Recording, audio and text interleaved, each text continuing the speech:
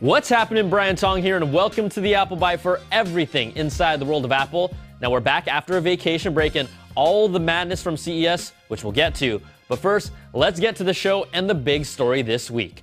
Apple will refund at least $32.5 million to customers in a settlement with the Federal Trade Commission over in-app purchases. Now, the refund is specific to purchases made by kids without parental consent, like the horror story in 2011 about an 8-year-old girl that racked up a $1,400 bill buying Smurf berries in the Smurfs Village app. Now, I would argue that you can't put a price on Smurf berries. Now, the FTC agreement will also make Apple change its billing methods to make sure it receives very clear, express-informed consent from users before an app charges them. Now, originally, entering a password to approve an initial in-app purchase would allow a 15-minute window of time to make additional purchases, and in this case, 15 minutes could save you $1,400. The FTC said Apple had received tens of thousands of complaints of unauthorized purchases, like the little girl who spent $2,600 on Tap Pet Hotel. Seriously, who wouldn't want to spend that much on this app? Or $500 on Tiny Zoo Friends?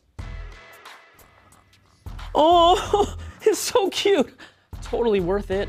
And maybe I should complain that my child spent over $200 playing the Injustice Gods Among Us mobile game just to unlock a limited Superman prison costume that I can only play on the console version. Now, obviously, I think Apple should close that window of time for additional purchases, and they've already been refunding them made without parents' permission since last year, but let's be honest, maybe some parents shouldn't give their iTunes passcode to their kids. And if you've ever spent more than $200 on in-app purchases on any app, I'm giving you a bad apple. Unless it's for a Superman prison costume. All right, now, what would an Apple Bite show be without more rumors? Display Research chimes in with intel from their sources to piggyback on claims that we'll finally see a bigger screen for the iPhone 6 and a new iPad model. They predict an iPhone 6 with a 5.5-inch screen with a 1920 by 1080 resolution and 401 pixels per inch. Now, they're also jumping on the iPad Pro bandwagon, claiming we can expect to see a 12.9-inch iPad with a 2732 by 2048 resolution and a 265 pixels per inch. While other reports continue to claim a 12.9-inch Retina iPad is in production and may launch in 2014. They are also supporting rumors claiming that the iWatch might ship in two sizes, 1.3 inches for women and 1.6 inches for men, with both sporting a 320 by 320 resolution and flexible AMOLED screens. And one more rumor story for the iPhone 6, a report from Digitimes says Apple's fingerprint sensor supplier, TSMC, is preparing to begin production on sensors for the iPhone 6 in the second quarter of 2014. And while you guys are at it, why don't we get those going for the iPads too? Now, we didn't have a show for a while because we were working our butts off at CES 2014 in Las Vegas. Now, Apple doesn't go to the show, but we had one of our best-looking correspondents check it out for us. Thanks, Brian. All right, guys, we're here at the CES 2014 show floor, so let's go and see what we can find in the iLounge Pavilion. All right, guys, we're here with Patrick O'Neill. He's the CEO of Olloclip, that popular lens attachment, and you kind of have a few new things here that you're showing off at the show, right? Absolutely, yeah. We've got our new macro lens, our 3-in-1 macro lens. So this is a more advanced macro lens than we've had before. So we've got 3 lens elements on each side, which gives you a more clear picture, and you just drop it on the hoods, set the focus, diffuse the light, and collect and diffuse it. So you can see it's just so easy. Where before with the macro lens, you had to sort of go in and out to get the focus, which you still do on 3-dimensional objects, but it's much easier with this lens. And on the flat objects, it's just super easy. And then what's the retail price for this setup? That's $70. Do you also have a little extra something something here? Yeah, we've got something everybody's been wanting since the 5S came out.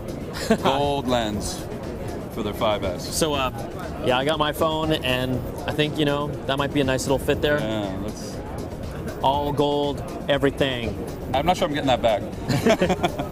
Now, we know that beacons are kind of going to be a big thing coming into 2014, and I'm here at Stick and Find's booth, and this is basically a Bluetooth beacon. It's a sticker tracker that you can stick on anything. We have these different kits that are available now for sale, $49.99 for 2 of these guys. It also comes with an app that allows you to see how far it is. It has a 150-foot range distance, but you can put this anywhere on like your luggage, a shoe, or whatever. This is a really clever idea, and something that we're going to see be a big thing.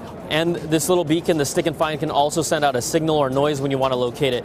Another really cool thing, treasure hunt. This is a game that I want to play. Where's this treasure? Where's this? Excuse me. Excuse me. I found it! Now, in the iLounge Pavilion, we know there are plenty of cases, more than you can imagine. But we're here with Laura Olson, here with Rockform, and tell us a little bit about this unique case. Yeah, so Rockform, we manufacture protective cases that are mountable. So our cases mount in a couple different ways. First way is there's grooves on the back of the case. So all you have to do is line it up with the teeth of your accessory and just give it a quarter-click turn, and then you're mounted and ready to go. The other way they're mountable is there is a rare earth magnet on the back installed in the grip. Couldn't you just call it a magnet? Does it make it sound actually really cool when it's a rare earth magnet? Yes, it does make it cooler, which is what we're trying to go for here. So yeah, rare earth magnet. It holds about 10 pounds of force, but any magnetic surface you can just stick it right onto and it will stick. Okay. So your fridge, toolbox, wherever. So we see here like bike handlebars, but also there is like a baby stroller? Yeah, there's a whole line of interchangeable accessories. You can get the bike mount to the universal stroller mount, any accessory you want to mount your phone on. And then how much are these going to be? So the stroller mount with the case comes included for $49. And that stroller mount is right back there. Yep, we have one right here. Mama? Mama. Trust me, guys, having a nanny, it makes it a lot easier to get around. And the show, really, it's about 90% iPhone cases out there, but we were able to get a few things out there for you. All right, that's going to do it for this week's show. We're back on track to our regular Applebite schedule, and you can always email us at theapplebite@cnet.com just to say hi, send us your questions or feedback, and I'll get to as many as I can. I'm Brian Tong. Thanks for watching. We'll catch you guys next week for another bite of the apple.